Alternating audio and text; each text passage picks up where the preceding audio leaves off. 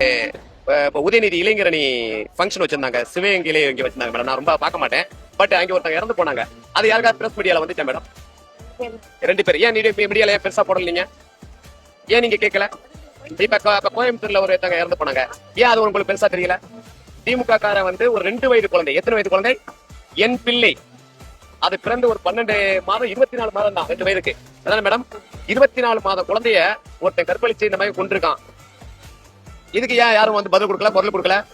இப்ப தூத்துக்குடியில ஒரு +2 மாணவி, அதை கொண்டு அது +2 அதன் அதிக மதிப்பெண் இருக்கக்கூடிய பெண்ணு, அந்த பொண்ண சிஸ்டர், நீங்க சிஸ்டருங்க, நீங்க ரத்தம், என் பிளட், நீங்க என் மீடியா எடுக்கிறவங்க, நீங்க என்னுடைய பிளட்.